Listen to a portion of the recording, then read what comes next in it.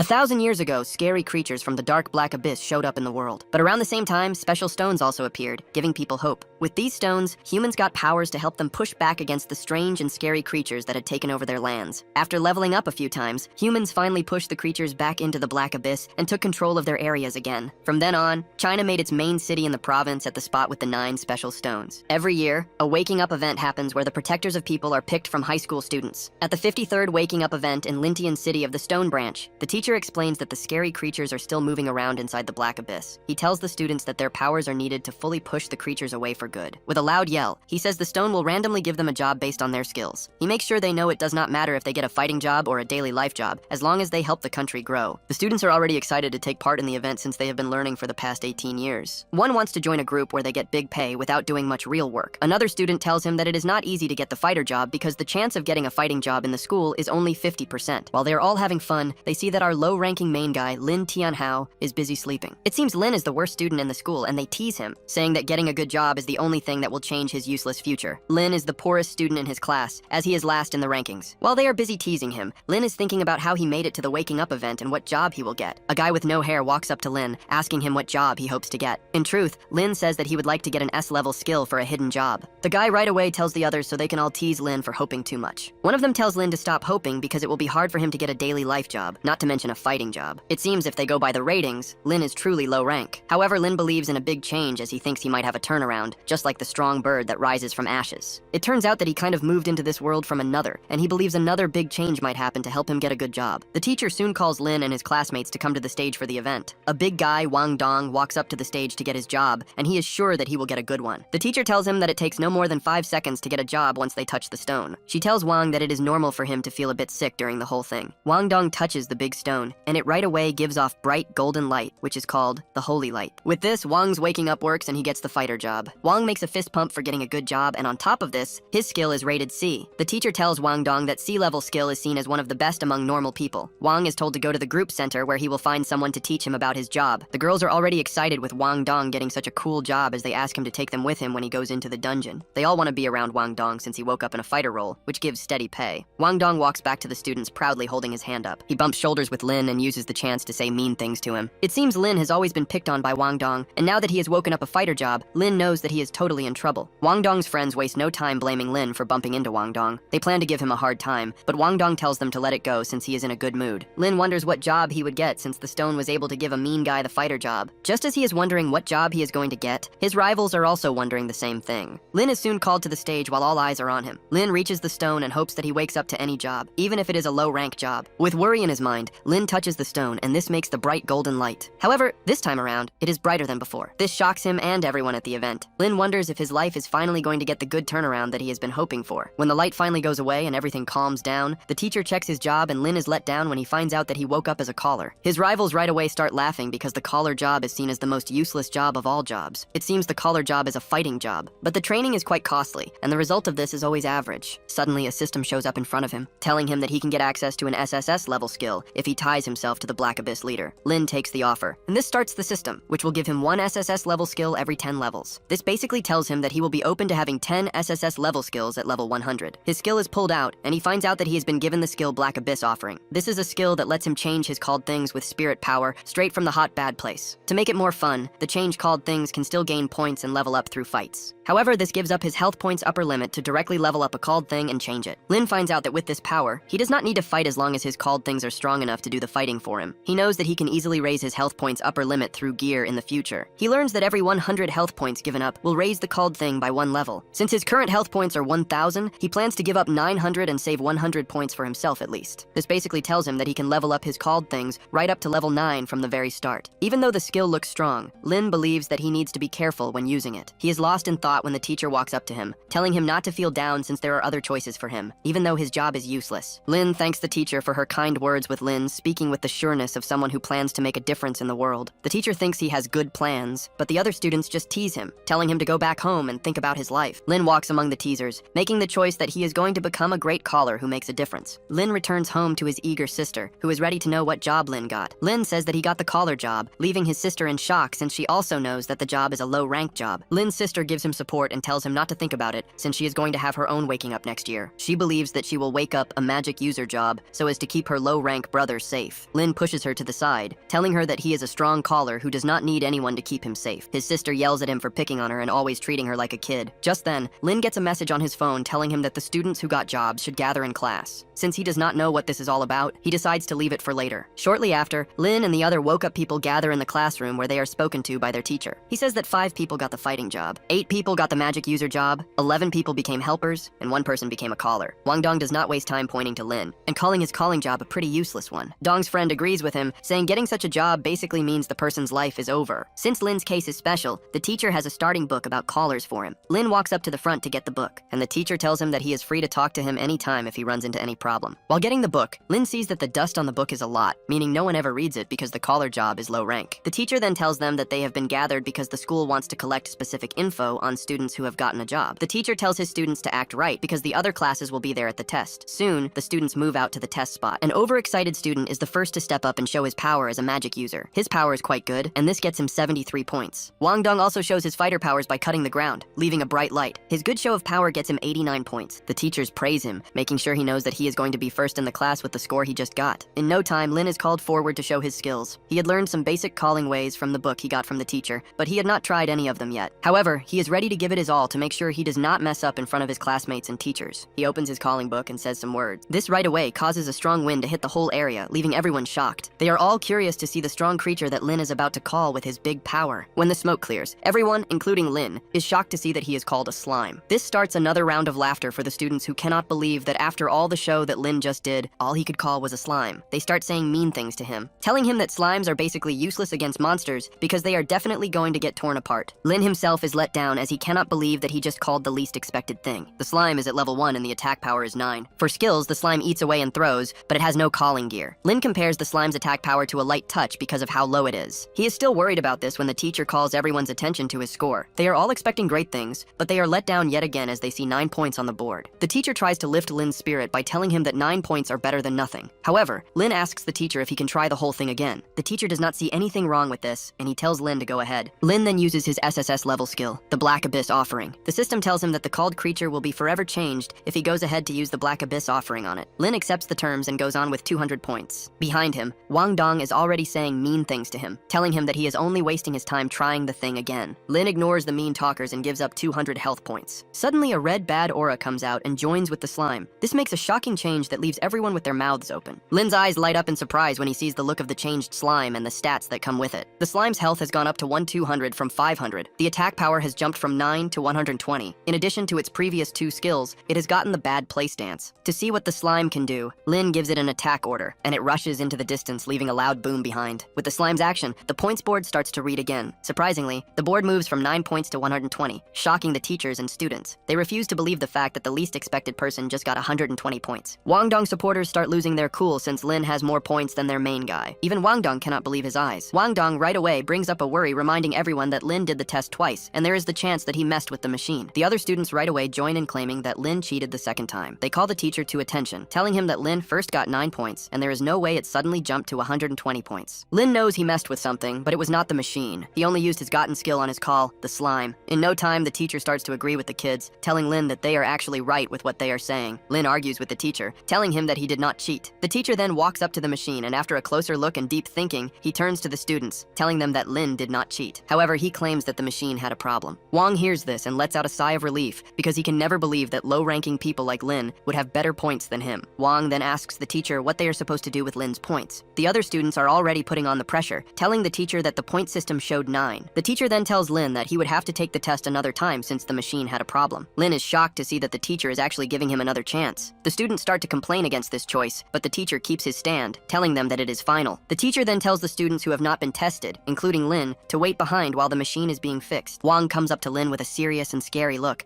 telling him that he can't get away from being low rank, even if he does the test a million times. Wang then tells his guys that it is time for them to head to the first level of the Dark Abyss. Lin hears this, and it comes to him that the first level of the Dark Abyss is a beginner's lower world area. Since they are all heading to the Dark Abyss, Lin thinks it is going to be a good idea for him to try out his changed slime. Experts show up to check out the machine, and with the level of damage done to the machine, they decide that the school has somehow managed to make another smart person. Suddenly, Lin runs into an old man who praises him for being a caller. Lin is totally confused by the unknown old man and just decides to go along with it. The old man then brings out a short stick and claims that it is a top-level caller staff. He tells Lin that he is willing to sell it to to him for 300 gold coins. Lin is shocked to hear this since the only thing he sees is a short stick in front of him. He calls out the old man for trying to trick his smarts. The old man then tells Lin that he is only selling the supposed staff to him because there is a link between them. He claims he would not have thought about it if it were someone else. Lin grabs the stick and finds out that there is power flowing through it, and this shocks him. Since there is no info on callers or where he can buy gear related to calling, he decides to buy the short stick. Lin checks everything he has and it amounts to 92 gold coins. He truly asks the old man if he will be willing to sell the staff to him at a lower price. The old man tells Lin that he is ready to take 92 gold coins from him as a first payment. Lin is confused when he hears this, and the man explains more, telling him that the first payment will stop him from selling the staff to other people. However, he is willing to give him the staff if he is going to go to the deepest part of the first level Dark Abyss maze and bring him a treasure. Lin yells in upset, asking the old man if it is already too late for him to take back his words. To him, he has just gotten a side person's task. Lin learns that he is going to know what he is looking for when he reaches the deepest part of the maze. The old man then grabs him, telling him to put his handprint on the agreement paper. Even Lin is surprised as he does not know why the old man is eager to make him buy the staff. After getting his fingerprint, the old man tells Lin that he is free to leave, but tells him not to forget the agreement. He is saying this with all excitement while Lin is straight up confused. After Lin is gone, Lin's teacher shows up, asking the old man, whom he calls Elder Fang, why he is at the testing center. The teacher tells Fang that he is free to go back as there is nothing special to report since the testing machine broke down. Fang then asks the teacher if he knows Lin. The teacher says yes, that he knows who Lin is since he is in his class. The teacher says that Lin got the collar job, and because of this he believes that he is going to have a hard future. Fang agrees with the teacher, telling him that Lin's path is going to be a hard one. Soon, Lin arrives at the entrance of the Dark Abyss lower world area. It seems the first level of the Dark Abyss is also known as the Cold Valley Black Abyss, and it usually needs at least 3 to 5 people to enter. The needed entry levels are 1 to 10. Anyone beyond that will be sent away by the Watcher. Since the lowest number of team members is 3, Lin finds out that he actually cannot go in alone. He opens the message on the screen and learns that there are rewards waiting for whoever comes first at the end of the month